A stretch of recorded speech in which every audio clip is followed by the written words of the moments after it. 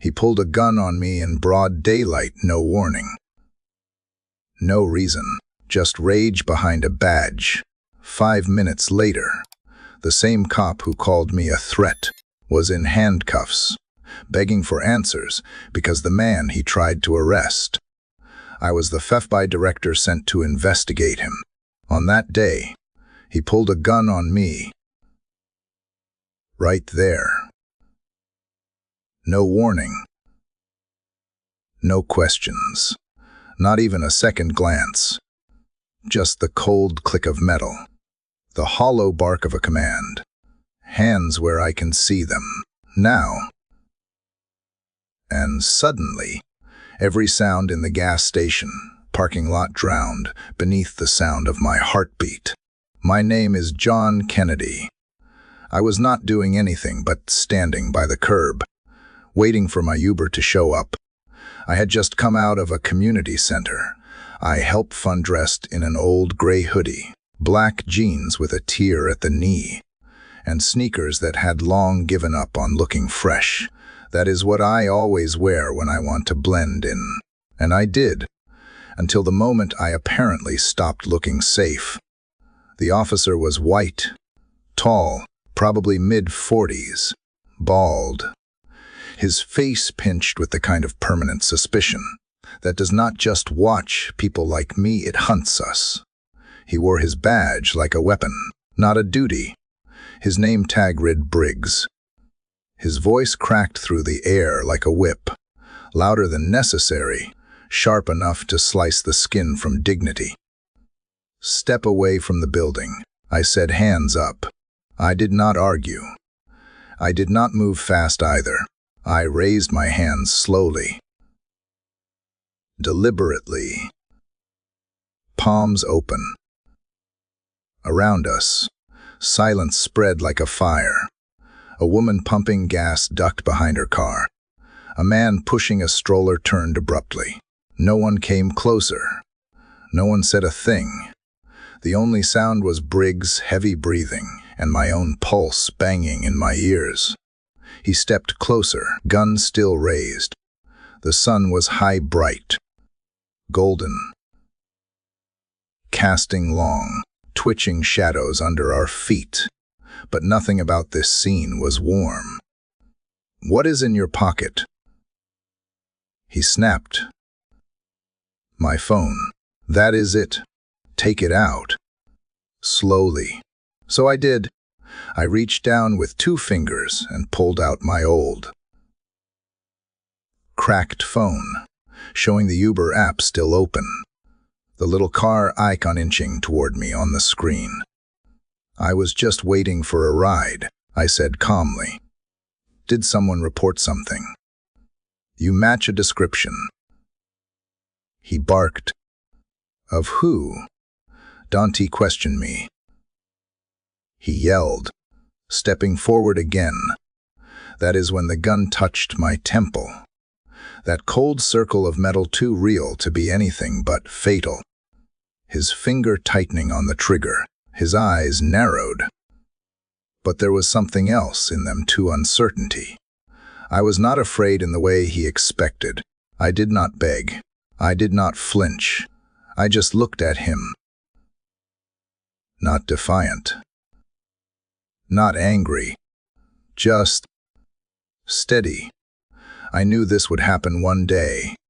That this experiment of mine, this game of shedding my title, my privilege, and walking the world as a regular black man would bring me face to face with someone like Briggs. I had just hoped it would not be today. People say silence is heavy, but they do not know the weight of the kind that falls when a gun is drawn on someone who has done nothing. It presses on your chest. It freezes time.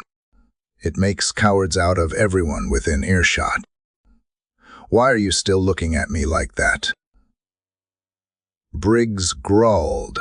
I did not answer. I did not need to. He took a step back, lowering the gun a little barely, but then he clicked his radio. "This is Officer Briggs, possible 1066. Suspicious black male.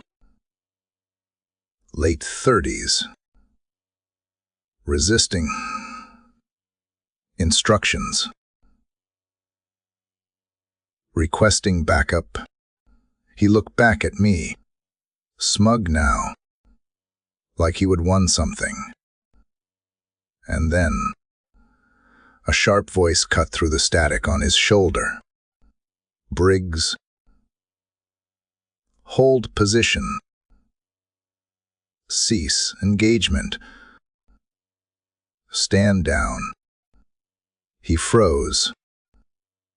"Say again," he asked, glancing at the radio.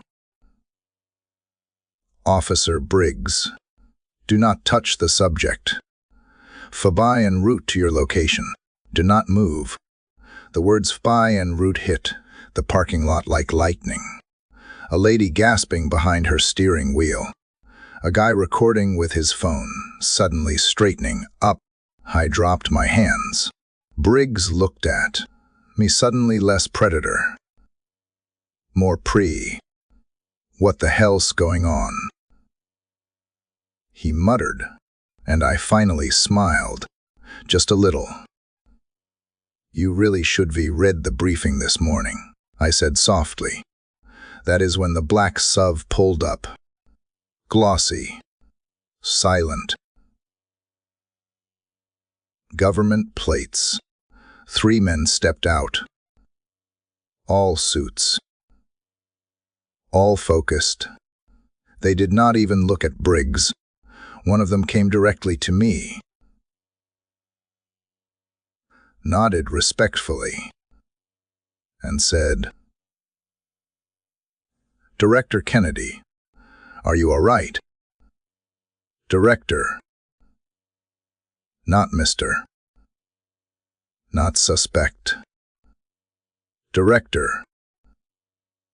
Gasps echoed. Phones went up. Even the pigeons on the roof seemed to pause. Briggs blinked. "Director, what?" The agent turned to him. "You need to put down your weapon." "Officer, you are under investigation." Briggs' mouth opened, then shut. He looked back and forth like a trapped animal. But it was too late. One of the agents walked around and gently took the gun from his hand. Another one produced handcuffs. "You have the right to remain silent." And just like that, the man who held my life in his hands 5 minutes ago was the one in cuffs. The world did not spin. It snapped. I turned to face the small crowd forming. I was not angry. I was not vengeful. I just wanted them to see, to really see. Because this was not about me. This was about all the times the ending did not go this way. And how, just this once, the truth got there first. My name is John Kennedy. Yes, like the president. My mother said she named me that because the original John F. Kennedy once said, "Let every nation know, whether it wishes us well or ill, that we shall pay any price to assure the survival and the success of liberty." She believed that meant something. She believed I would grow up to fight for justice, not just for my own people, but for anyone who needed a voice. She just never imagined I would have to do it alone. I was born in Detroit, Michigan, in a neighborhood the news only talked about when someone got shot or arrested. My father was a Marine tough, quiet, carried the weight of 3 wars in his bones and 1 in his heart. He raised me with a stare, a belt, and the Bible. My mother was the balanced, tender hands, strong voice, and a mind like fire. She worked 2 jobs just to get me through school and taught me never to mistake silence for weakness. We did not have money. We did not have connections, but I had something better, a mind that refused to quit. I was always the weird smart kid growing up, The one who brought books to basketball courts. Who corrected teachers when they got history wrong. By the time I was 16, I had already finished calculus, read every Supreme Court decision since 1950, and written letters to Congress about police brutality. They never answered, but I kept writing. Harvard came with a scholarship and a warning. People like you do not make it here unless you forget where you came from. I did not forget. I could not. I saw too many brothers go down for crimes they did not commit. I saw my cousin arrested for fitting a description, come home with a broken nose and no apology. I saw my best friend Malik die in a prison fight he was never supposed to be in. So I made a decision. I left Harvard in my second year, packed my bags, disappeared. No one understood why.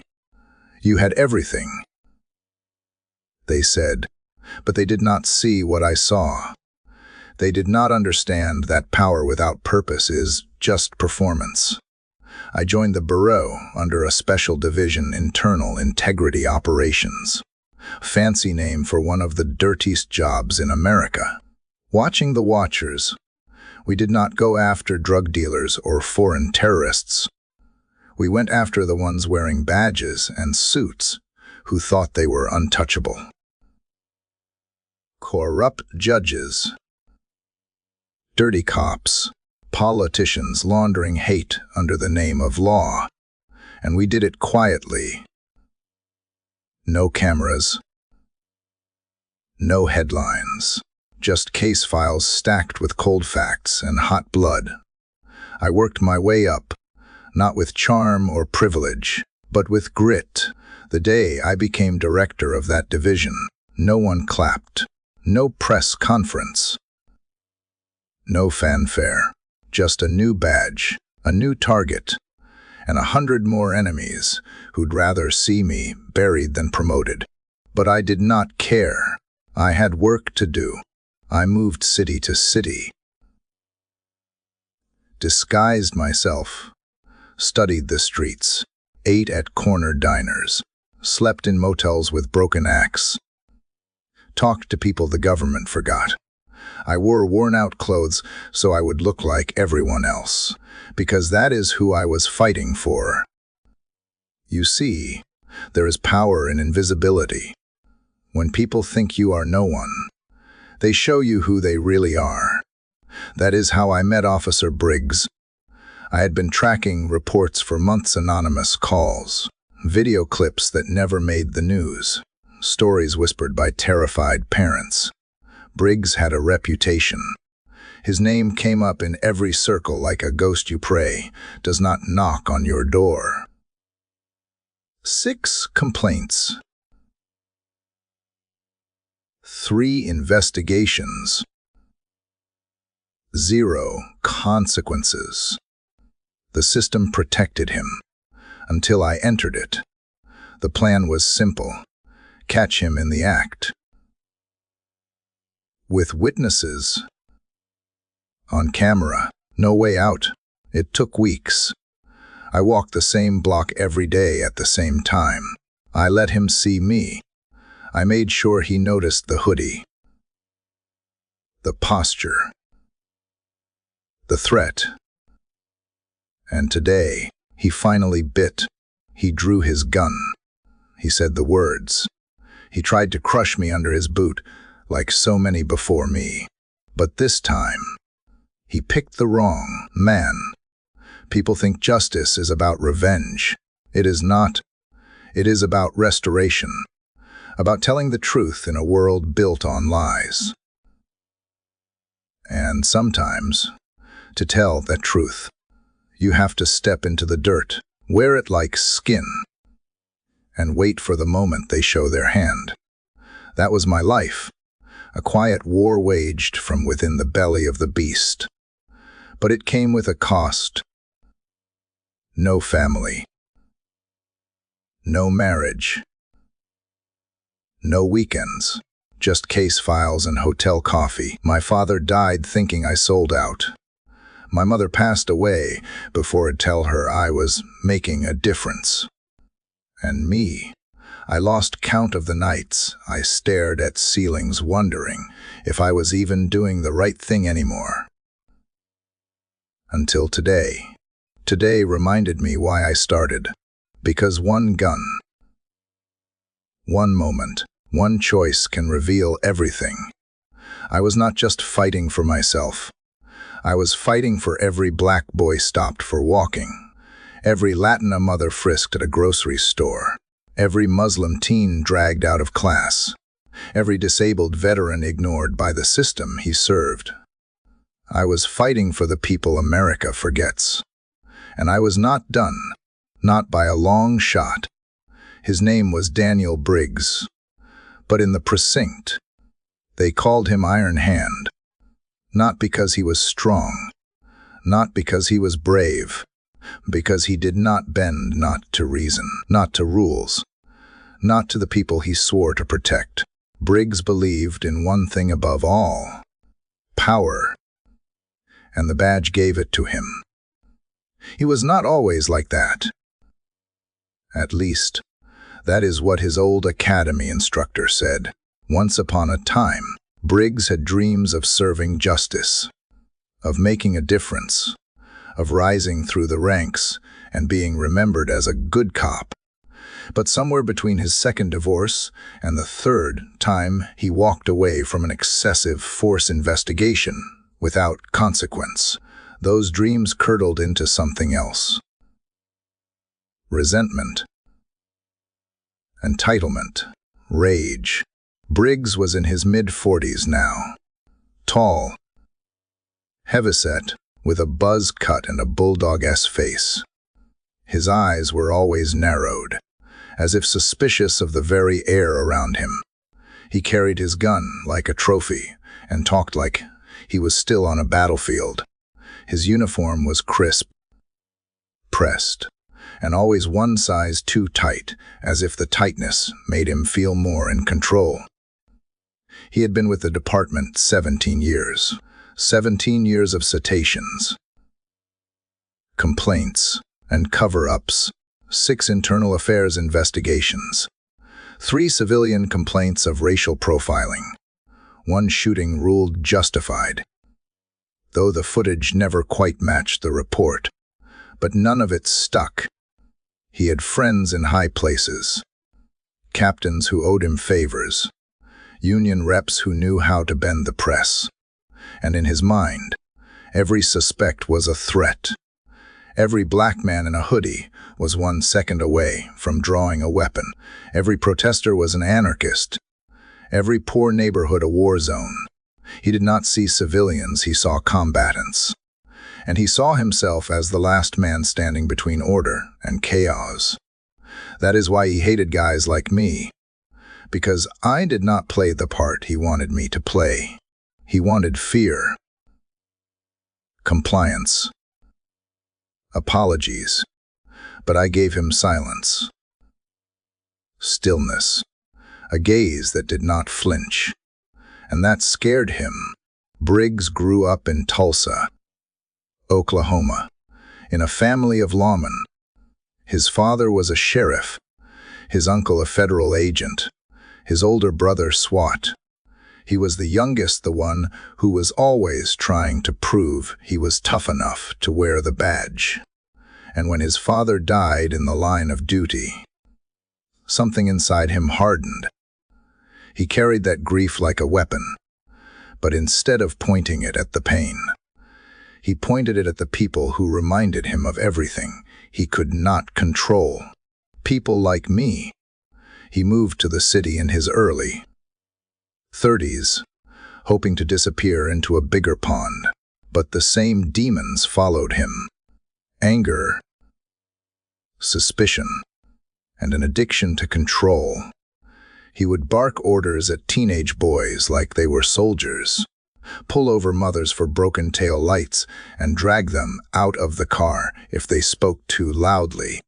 He filed more citations than anyone in the department, and he wore that like a badge of honor.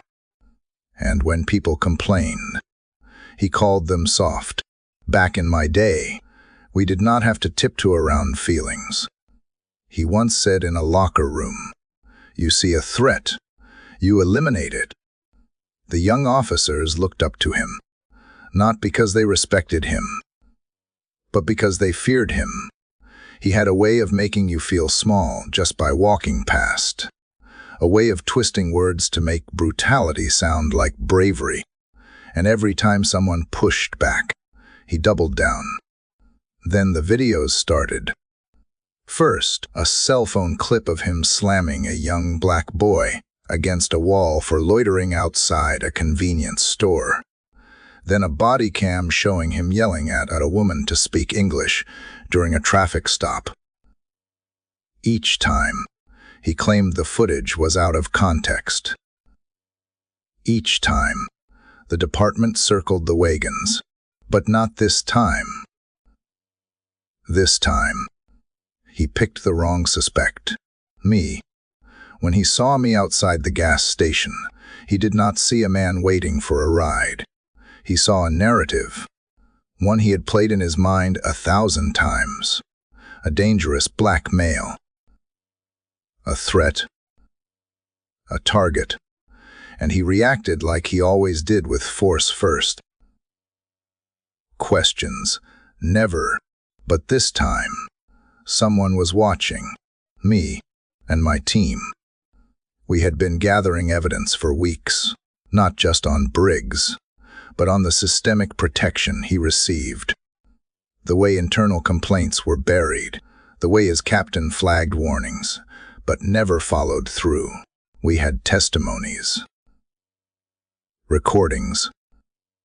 Patterns. All we needed was the final straw. Briggs gave it to us. He did not know who I was. He did not care. In his eyes, I was just another problem to be silenced. But when he drew that gun, when he clicked that radio, when he cussed into the sky like he owned the law, that was the moment the whole system collapsed. Because, finally, the world saw him the way I had for months. Unhinged, unchecked, and utterly convinced of his own righteousness. And when that SUV pulled up, when he heard the word director, when the cuffs clicked shut, his face did not show anger. Not at first. It showed confusion. As if, for the first time in his life, the rules had changed and no one told him.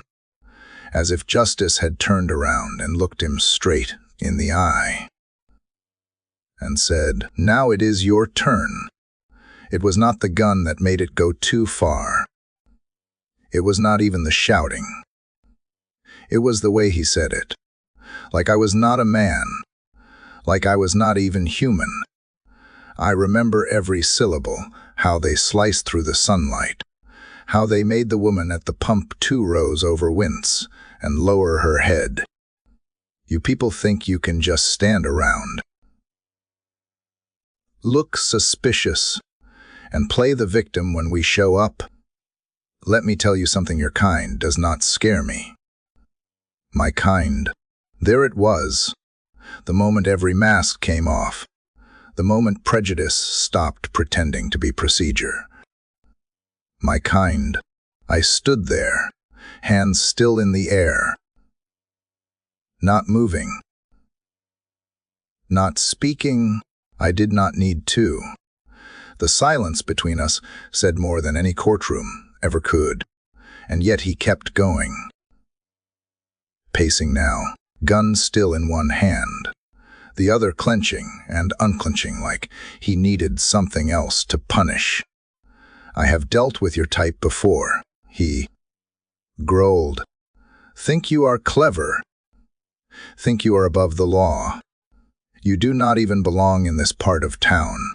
This part of town. The irony. The building behind me, the one he thought I was loitering near, was a community center I funded. The mural on the side, of a black child reaching toward a star, was painted by local kids through a program I helped design. My name was not on any plaque. I never wanted it to be. This center was not for my ego, it was for theirs. But in Briggs' eyes, I was a threat, a stain, an intruder, and he needed to assert his dominance. A part of me wanted to speak then, not to defend myself, not to challenge him, just to ask one simple question. Why? Why was my presence such a threat? Why did my skin make him tremble? Why did my silence infuriate him more than my resistance ever could? But I did not ask. I knew the answer. Because men like Briggs were never taught to see dignity in people who did not look like them. He barked into his radio again, louder this time. I have got a 1066 refusing to comply. Possible 1096. Might be under influence requesting immediate backup and canine unit. A lie. Every code he spit into that radio was a lie. But the kind that had been believed before. The kind that turned stories into obituaries. I lowered my hands slowly. "Put your hands back up," he shouted. But I did not. I just looked him in the eye. "Are you refusing to comply?" He screamed. "No," I said quietly. "I am waiting." "For what?" "For the part where you realize what you have just done." He flinched, just a twitch in the corner of his mouth. He did not know what I meant. Not yet, but he could feel it, something shifting, like the air around us had changed temperature. That is when he did it. He stepped closer, reached for his belt, and in front of everyone watching he snapped the cuffs on my wrists. The metal bit into my skin. Tight. "Deliberate. You are under arrest," he said, though he did not say for what. He did not need to. In his world, being black was enough. The small crowd that had started to form murmured. Phones recorded. A man in a delivery truck leaned out and shouted, "Yo." He did not do anything.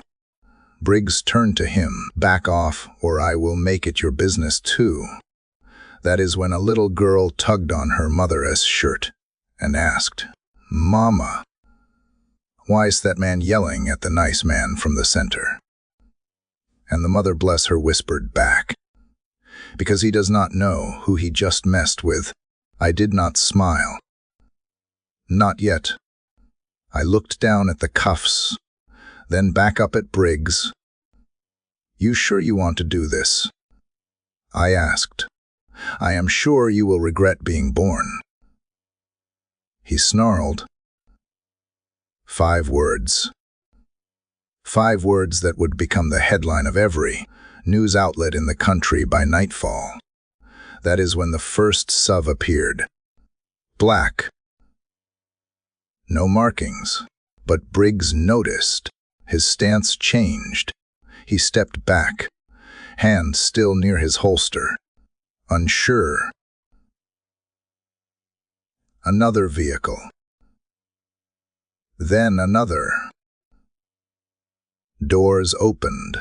Men in suits got out. No badges shown. But their presence was louder than any siren.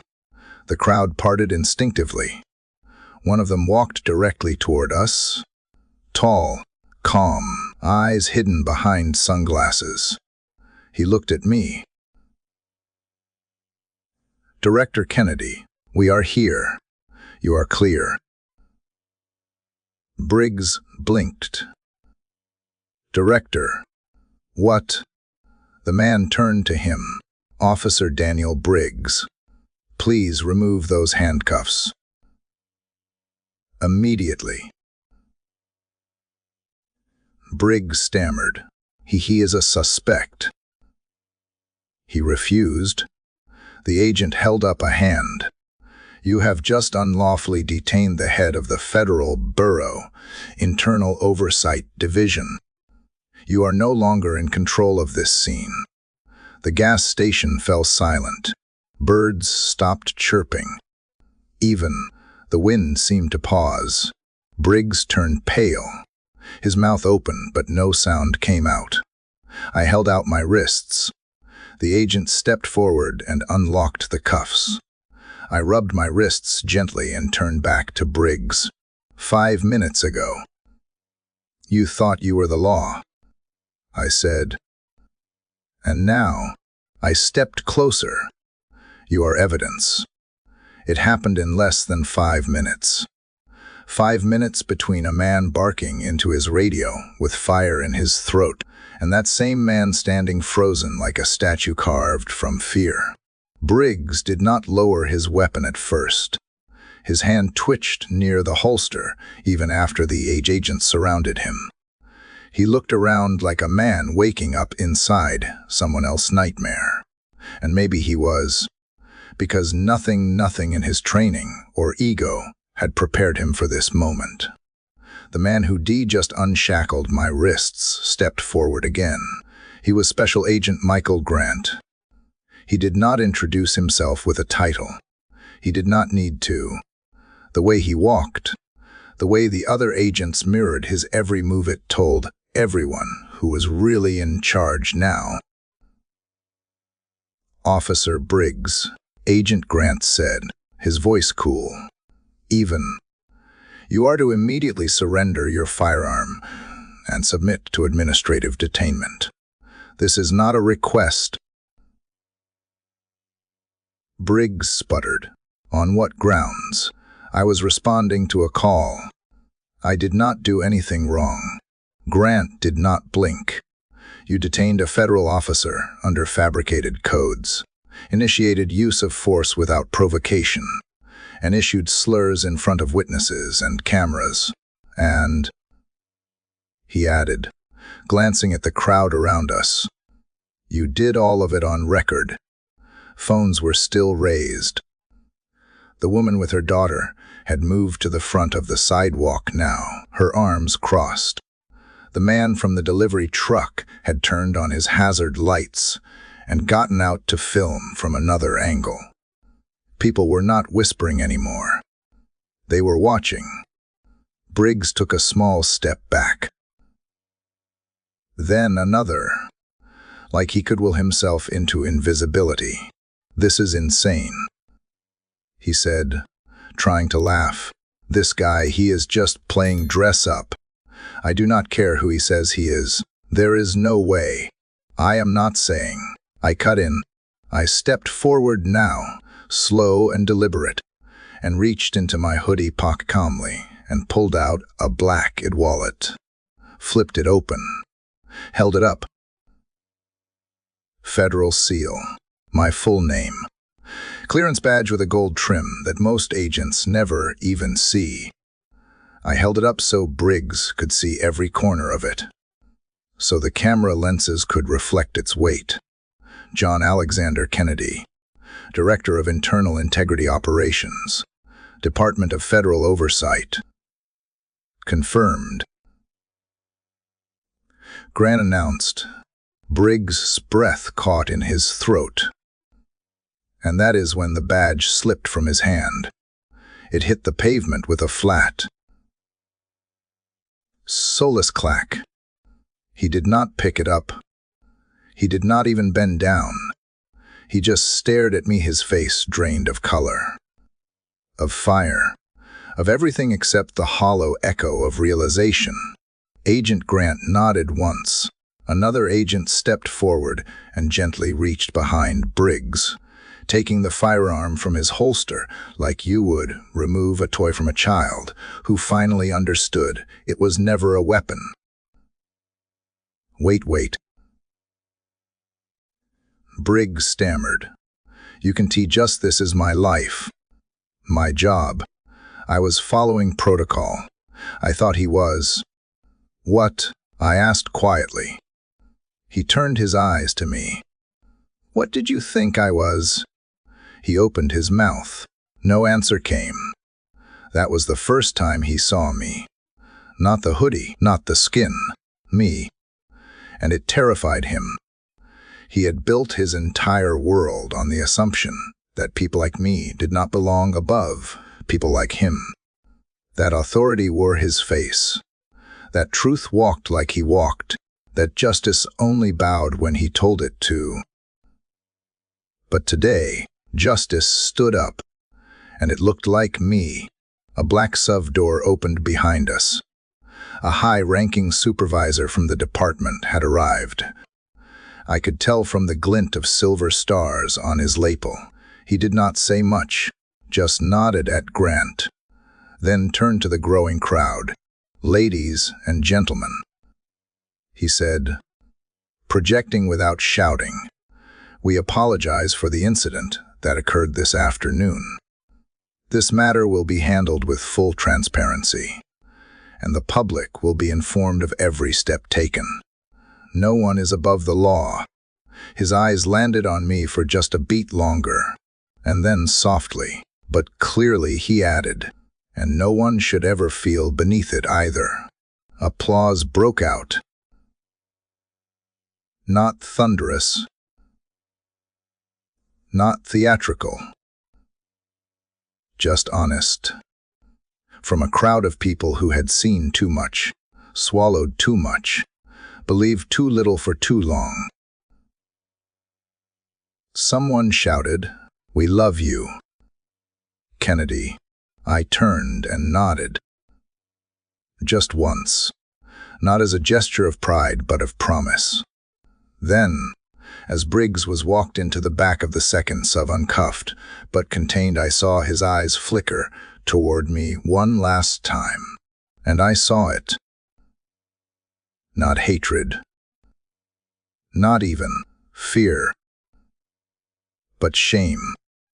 For the first time in years, perhaps in his entire life, Daniel Briggs was being held accountable, not just by a system he thought he controlled, but by a man he never thought could hold the pen that writes its laws.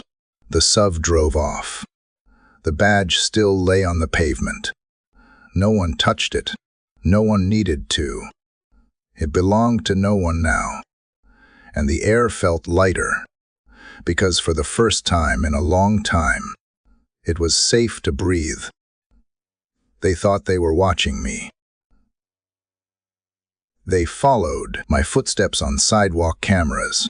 They flagged my face in outdated databases. They whispered about the quiet guy in the hoodie to one another over coffee in the locker room. They thought I was casing gas stations, hiding something, waiting for a moment to strike. But all the while, I was the one watching them. For 6 months, I lived like a ghost in that city, just another shadow, blending into the background. I took a small apartment above a mechanic shop, ate breakfast from corner carts, walked everywhere, never used my real name, never wore my badge. I became what they feared, a black man with nothing to lose, everything to gain, and nowhere important to be. But I had somewhere to be. I had a mission. Briggs was not just a bad apple. He was the root of something rotten. The complaints against him spanned 3 precedents, dating back 10 years. Reports of excessive force, racial slurs, unlawful stops, unjustified arrests that somehow always got dismissed, files that were lost in transfers, body cams that conveniently malfunctioned, witnesses who changed their stories or disappeared completely. And through it all, he was promoted, commended, protected. That is what set off the alarms in Daxi, and why they sent me, not to confront him, to expose the web around him. He was not the head of the snake, he was the fang. What we needed was the venom trail. We needed to see who protected him, who covered his tracks, who whispered "let it go" each time someone tried to speak out. I started with the records. Anonymous complaints filed from the same neighborhoods over and over. Civilian reports that mysteriously went unsubstantiated. I met with community leaders quietly, off the books. I sat in barbershops where stories flowed more freely than facts ever could, and I listened. I listened to mothers cry over their sons being cuffed for jaywalking. I listened to old men recount being slammed against walls for asking questions. I listened to teenagers talk about how they ran not because they were guilty, but because history had taught them that running sometimes meant survival. Each story built a pattern. Each name gave me more pieces of the puzzle. And behind all of it, Briggs' name floated like a watermark. Always there. Always smirking. But we could not just bring in a file of accusations. We needed proof. Public proof. Live proof. Something no union could bury, no chief could spin. So I made a decision. I would become the bait. I shaved the trace of official in my posture. I picked out the oldest clothes I owned, scuffed my sneakers, changed the way I walked, the way I looked people in the eye. I stood outside gas stations. I walked slow through neighborhoods where patrols drove fast. I waited, and I prayed. Because for the plan to work, Briggs had to choose me, and he did. The moment I saw him pull into the lot that day, I knew. His eyes narrowed. His hand hovered over his belt. His walk shifted from casual to calculated. He saw my hoodie. He did not see my eyes. He saw my skin. He did not see the file folder in my coat, pressed against my ribs, filled with months of dirt on him. He saw what he wanted to see. And then he acted. The moment he drew that gun, the moment he called for backup and fabricated codes into his radio, the moment he said, "You're kind," that was it. That was the moment the net closed. Because I was not alone. My team was parked across the street, watching through telephoto lenses, recording every second. We had audio streaming to federal servers in real time. Body cams worn by plainclothes agents pretending to be civilians nearby. Even the store clerk inside the gas station, an undercover agent, handpicked by me. Briggs never stood a chance. But it was not about revenge. It was not even about Briggs. It was about accountability. About finally showing the people who had been silenced that someone was listening. That their stories were not just smoke in the wind. That their pain would no longer be archived and forgotten. When I held up my id that day, and the crowd heard my title, something shifted. Not in me. In them. I saw it in their faces, the disbelief giving way to pride. The hesitation turning into hope. The realization that someone who looked like them was not just surviving the system. He was leading it. They needed that. We all did.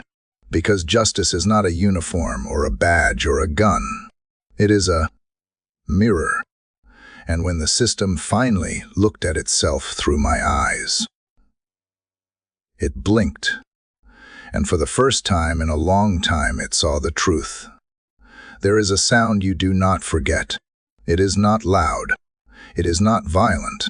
It is soft, final, almost hollow. It is the sound a police badge makes when it slips from its owner's chest and hits the pavement. It was quiet enough that day to hear it. Briggs had stopped speaking by then. His hands hovered midair. Palms open, eyes lost in a place between disbelief and desperation. The crowd had swollen from a few witnesses to nearly 100. Traffic had slowed to a crawl. Drivers rolled down their windows. A drone buzzed somewhere above. Phones were everywhere. Catching angles. Archiving justice. And in the middle of it all, his badge came loose. He would been reaching for something, his belt. His voice, maybe his dignity, but it slipped. It clinked once against the buckle. Then dropped, landed face down on the concrete with a faint metallic sigh, just a piece of engraved brass. Nothing more. No one moved. No one picked it up, because it no longer meant what it used to. Agent Grant stepped forward. Officer Briggs, you are now suspended from duty pending formal charges. You will be escorted to a federal holding facility, where you will be processed and questioned. You are advised to remain silent until legal counsel is present. Briggs' mouth opened, then closed. He glanced around, at the agents, at me, at the faces lining the curb, watching him the way people watch wreckage smoldering after the fire. Please. He whispered, I have kids. I tilted my head, studying him not with cruelty, but with clarity. So did the men you pulled over. So did the teenagers you threw on pavement. So did the woman you slammed into the hood of her car last year for talking back. They all had kids too. He did not respond. Because what could he say? He was not the villain in his own story until the credits started rolling. Two agents stepped beside him and guided him gently, but firmly toward the black SUV waiting behind the gas station. He did not resist. He did not speak. He just walked. As the doors closed behind him, a small cheer erupted. Not joy. Relief. I turned around and faced the crowd. And for the first time in 6 months, I stood without a hoodie. I unzipped it slowly, revealing the crisp navy button-up underneath. I removed the cap. My posture straightened. I no longer needed to shrink to fit their expectations. I was no longer hiding. Someone near the front whispered, "He is real." Another said, "He is one of us." A little boy on a bike rolled up next to me, maybe 10 years old. Wide-eyed. "You are, like, the boss of the FBI or something." I chuckled. "Something like that." His eyes sparkled. "I want to be you one day." I knelt down to his height. Then remember this moment. Not because I was in charge, but because the truth showed up, and it did not back down. He nodded. A small fist bump sealed the pact between future and present.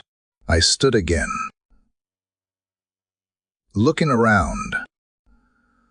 The woman from earlier, the one with her daughter, approached. She was trembling. Slightly. "I am sorry," she said, "for just watching. For not saying anything when he was yelling at you." I reached out and gently touched her shoulder. "You were surviving. That is not weakness. That is resilience." She burst into tears. Others joined us. A man with a Vietnam veteran cap. A group of high school students who had ditched class when they saw the crowd. A delivery driver who turned his truck into a protest sign by writing "Truth Wins" on his back window. We stood together in a half circle over the badge. It lay there still. No wind moved it. No agent touched it. It glinted dully under the sun, stripped of weight, stripped of worth. I walked over and looked down at it, then said aloud, "Authority is not something you wear. It is something you prove."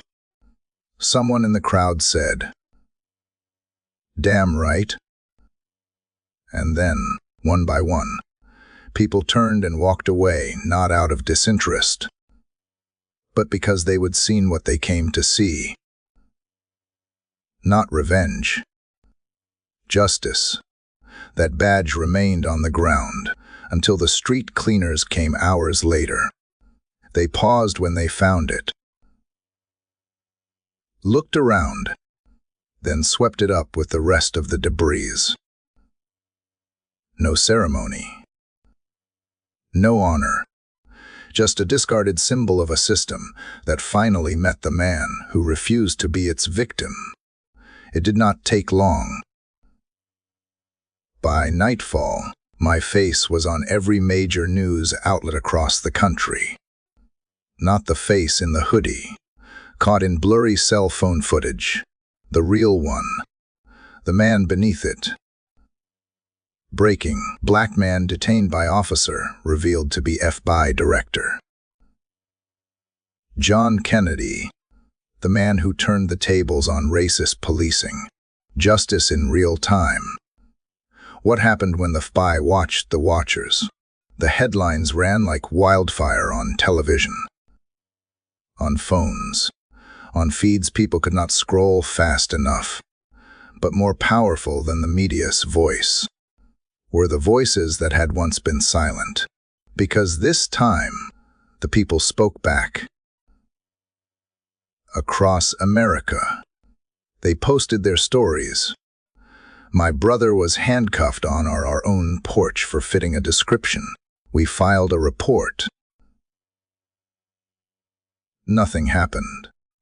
Today, I cried watching John Kennedy stand tall, because maybe now, someone's listening.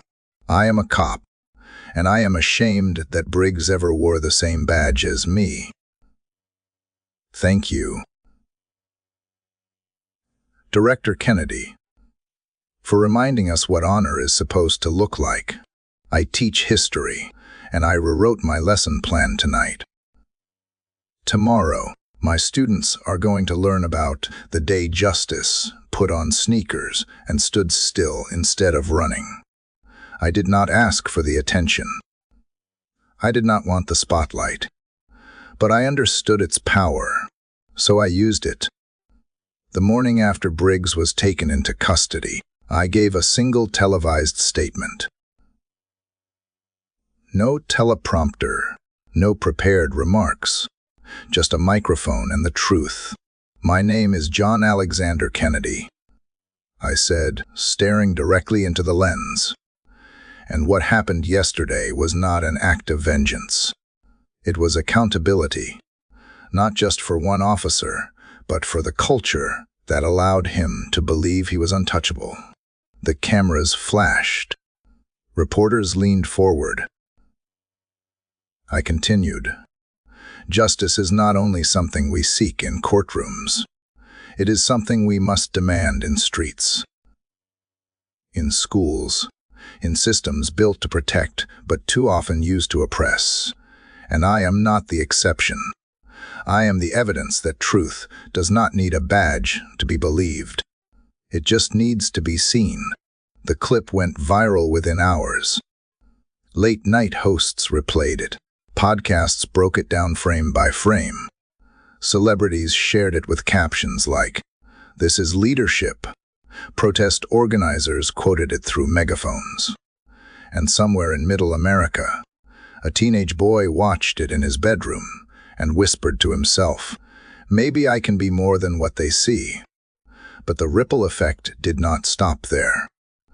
The Department of Justice opened a full-scale investigation into the precinct that employed Briggs. Dozens of complaints were reopened. Officers were placed on leave. An internal affairs unit was restructured. And most important of all, a community oversight board was formed, made up of the very people who once felt powerless.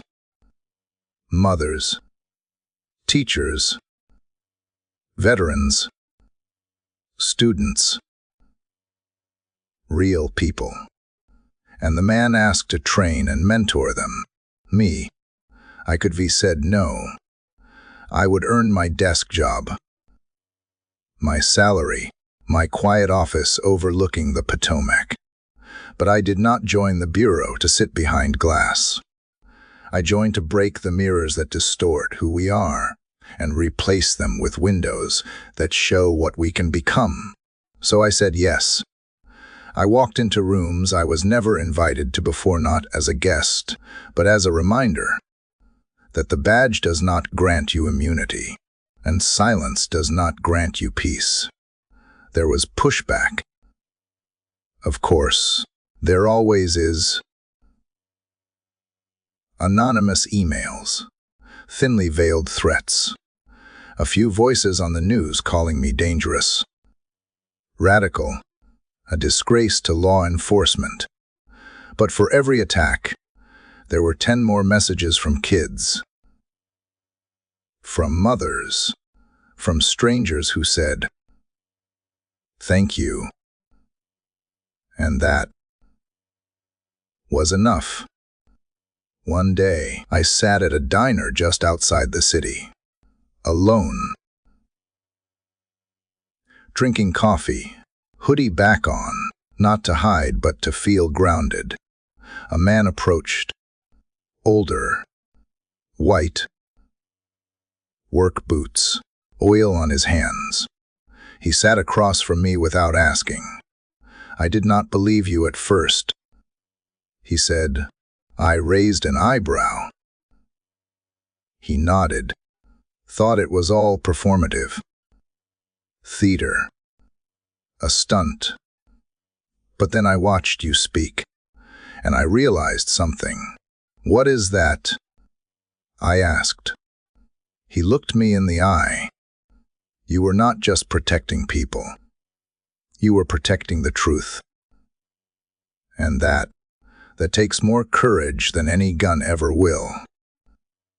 He stood, left without waiting for a reply. I stared into my coffee, steam rising like the questions I used to drown in. And for the first time in a long time, I felt something new. Not vindication, not triumph, but hope. Hope that maybe we were waking up, not just to injustice, but to the possibility of change. That maybe this time, the country did not just watch the badge fall. Maybe it learned what to build in its place. I came back with no disguise. No hoodie, no cover name, no mission report waiting at headquarters. Just me, John Alexander Kennedy.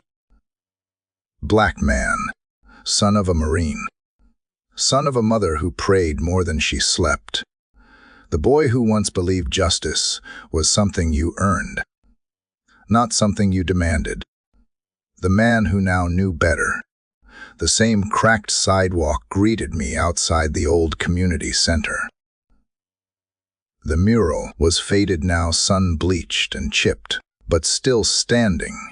A black child reaching for a star. I would helped fund that wall years ago through a donation no one traced. I remembered sitting with kids who'd never held a paintbrush, showing them how to color outside the lines on purpose. And now I was back. This time, the door was not locked. Inside, the place looked the same. Scuffed floors, humming ceiling fans, flyers from last month's events still taped to the wall. But the energy was different. Lighter, open. They did not call me sir when I walked in. They called me John. A few kids rushed over. One pointed and whispered to his friend, "That is him. That is really him."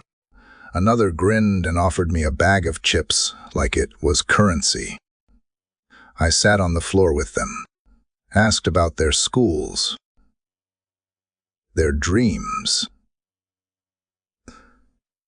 their neighborhoods, not as a director, as a neighbor, as Carla, who ran the after-school program, hugged me tight. "You did not have to come back," she said through tears.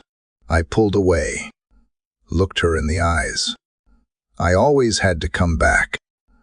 I just needed the world to be ready to see me first." She nodded. "We see you now." That day, I announced a new initiative. Not a government task force, not another federal office. A center, run by the community, funded by anonymous donations, mine included, staffed by locals. Not suits, a place for reentry programs, mental health care, legal literacy, and one-on-one mentorship. We called it the Ground Truth Initiative, because it is not enough to fight systems from above. You have got to rebuild them from the soil. I hired 2 of the boys' Briggs, once arrested for trespassing in a park. They became youth mentors. I brought in a retired public defender who offered free consultations every Friday. The mechanic downstairs, he taught basic car repair to teens who could not afford vocational school. And every Sunday, I taught a class myself. Not law, not policing. Courage. The kind you need when no one believes your story. The kind that makes you speak up anyway. One afternoon, a boy named Keon stayed after class. He was 13. Quiet. Big eyes. Always watching. "Ma. Kennedy," he said, fidgeting with his hands. "Do you think someone like me could ever be in charge of stuff? Like real stuff?" I leaned forward. "Keon, do you think someone like me could?" He looked confused. "Yeah, but you are you." I smiled. "And I used to be you." He blinked. Then his whole face lit up. That moment stayed with me, because for all the policy changes, the national press, the investigations reopened across states, it was that one conversation that mattered most. One kid believing, not in me but in himself. Word of the center spread, not through news, but through whispers. Families started showing up. Formerly incarcerated men brought their kids. Women who'd never spoken to authority shared stories into open mics. Even officers, yes. Even some from Briggs' old department came in plainclothes, sat in the back, and listened. I did not ask them agree with me, only to hear. That was enough. Late one evening, I stood alone outside, staring at the mural. The little boy reaching for the star still looked hopeful, even with the paint peeling. And for the first time in years, I let myself exhale. Behind me, someone said softly, "You did it." It was Maria, one of the first community advocates who ever spoke out against Briggs. Her brother had been one of his earliest victims. I turned. "No. We did." She smiled, tears shimmering in her eyes. Justice does not always show up with sirens.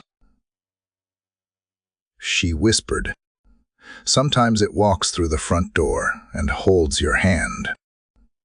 And we stood there together, watching the wind push the stars above the mural just a little closer to that boy's fingertips.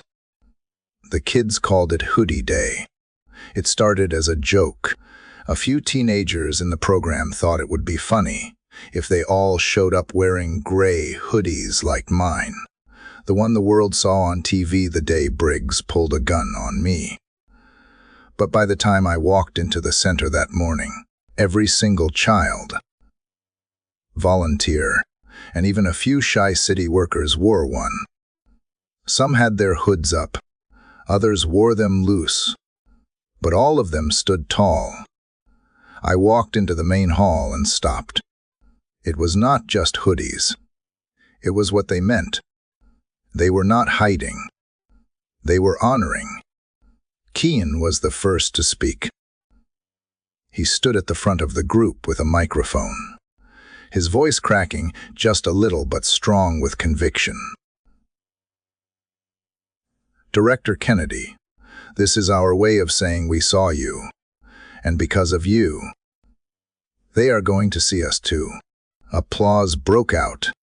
Tears burned at the corners of my eyes. But I blinked them back. I could not speak yet. Not yet. Instead, I nodded, stepped forward, took the mic in both hands, and breathed in. I did not wear that hoodie to start a revolution. I said, voice calm, steady. I wore it because it was comfortable, because it made me feel like myself, because sometimes justice looks different from what people expect. The room was silent. I did not grow up with a silver spoon. I did not come from a long line of politicians. I came from cracked sidewalks, government cheese, and a mother who told me every day, "Dun tea, let them tell you who you are." Show them. A girl in the front row whispered to her friend, "That is what my mom says too." I smiled. I wore that hoodie the day Officer Briggs drew his gun on me. Not because I wanted trouble, but because I believed the best way to change a broken system is from within it, quietly, patiently, until the truth speaks louder than the lie. A pause. Then I said, "But do not let the headlines fool you. What happened that day was not the end of injustice. It was just the beginning of accountability, because that is what real justice is. It does not swagger. It does not scream. It stands. Even when your knees shake, even when your voice cracks, even when the world tells you to sit down and be grateful you are allowed to exist at all. It stands. That is what I saw that day outside the gas station. Not just a badge falling or a man breaking. I saw a shift. A realization that the world was tired of silence. And that maybe, just maybe, it was ready to listen. The day after that moment, a little boy sent me a drawing, crayon on paper. Rough lines, too many colors. It showed a man with dark skin, wearing a gray hoodie, standing between two buildings, one marked police and the other marked people. Above the figure, he would written. He did not pick a side. He protected the space between. I hung it in my office, because that is who I hope to be, not the enforcer, not the rebel. The bridge, the proof that truth can walk quietly, wear plain clothes, and still shake the world. I looked around the hall at the sea of gray hoods, at the faces beneath them bright, brilliant, full of fire. You do not need to be me to make a difference, I told them. You just need to believe that your story matters, even when they try to silence you, even when they try to shrink you, even when they try to make you forget your own worth. Stand anyway. I folded the mic down. The room did not erupt in cheers. It did not need to. They already understood. Later that night, I walked outside alone. The wind was cool. A street lamp flickered overhead. And for the first time in months, I pulled the old gray hoodie from my bag and put it on, not to hide, but to remember. To remember the moment justice did not arrive in a suit or from a podium. It walked down a sidewalk. It waited by a gas station. It wore old shoes. And it stood its ground, because justice does not always roar. Sometimes it whispers, "I am here," and the world listens. When Officer Briggs pulled his gun that day, he thought he was asserting control. He thought the uniform made him untouchable. That fear was a language he spoke fluently. But what he did not know, what so many still forget, is that real power does not come from a badge, or a gun, or even a title. It comes from standing still. When the world expects you to run, John Kennedy did not raise his voice. He raised the truth. He did not fight back with fists.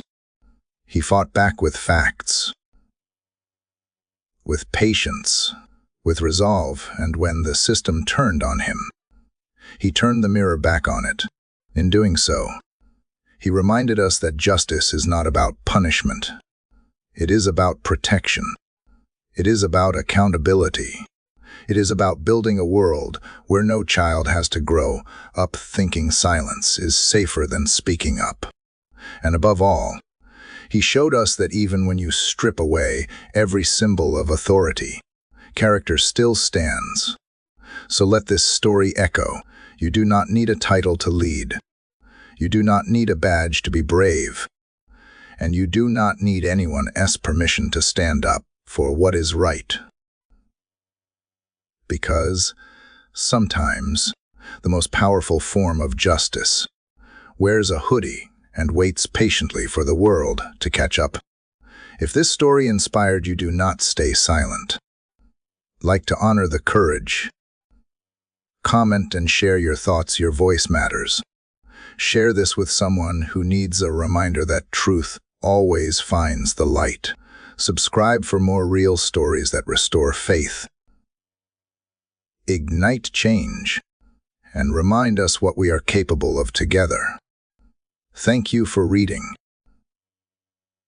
Keep standing. Keep believing. Keep walking forward.